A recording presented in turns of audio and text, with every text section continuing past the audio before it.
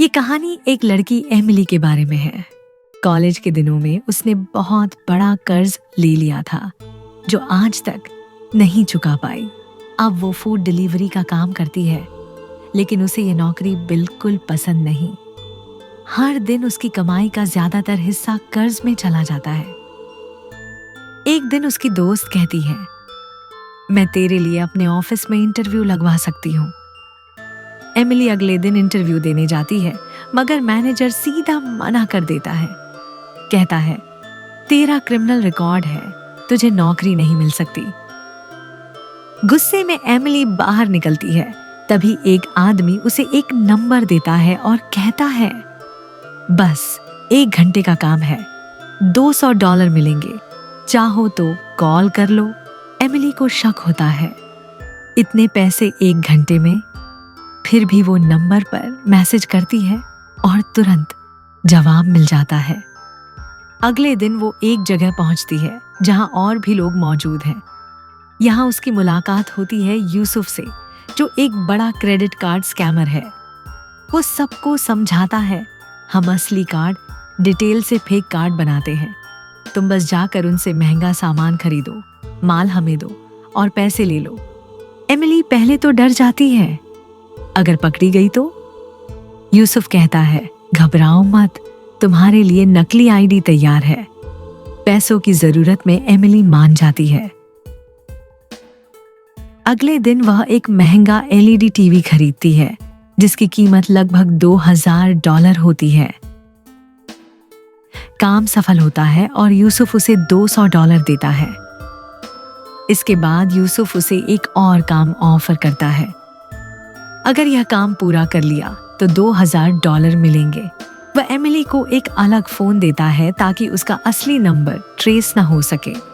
अब एमिली को एक कार चुरानी होती है। यूसुफ उसे चेतावनी देता है, 8 मिनट के अंदर सब खत्म कर लेना, वरना कार्ड होल्डर को कॉल आ जाएगी। एमिली शोरूम में जाती है, लेकिन वहां का मैनेजर शक कर लेता है। वह उसे रोकने की कोशिश करता है, पर एमिली किसी तरह कार लेकर निकल जाती है। गुस्से में वह कार यूसुफ के पास फेंक देती है, लो तुम्हारी कार, अब मुझसे यह नहीं होगा। लेकिन यूसुफ उसे $2000 देकर मनाता है और घर छोड़ने चलता है।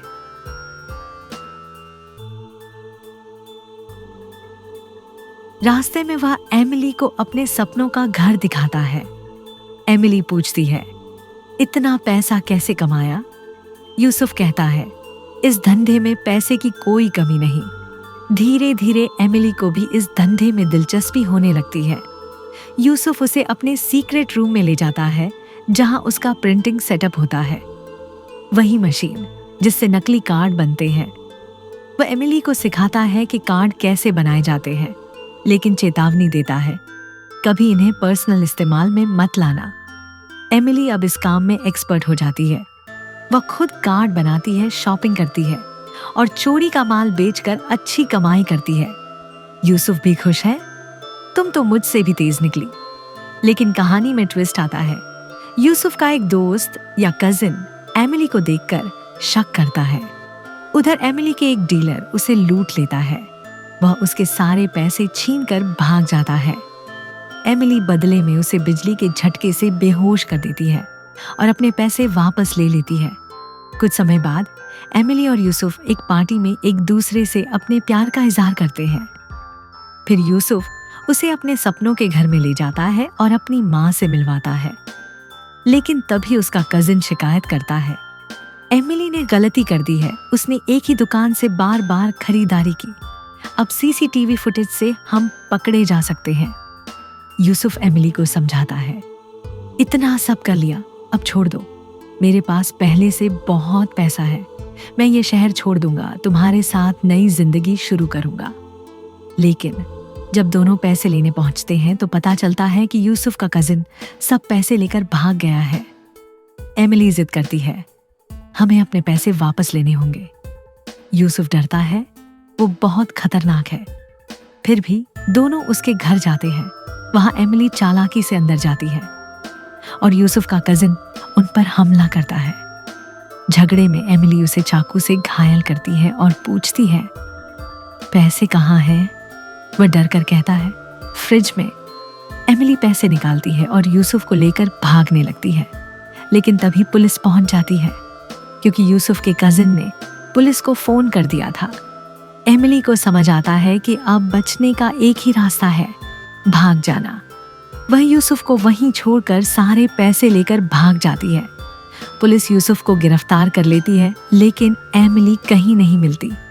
कुछ समय बाद कहानी हमें दिखाती है कि एमिली अब साउथ अमेरिका में है, जहां वह आलीशान घर और गाड़ी में शाही जिंदगी जी रही है।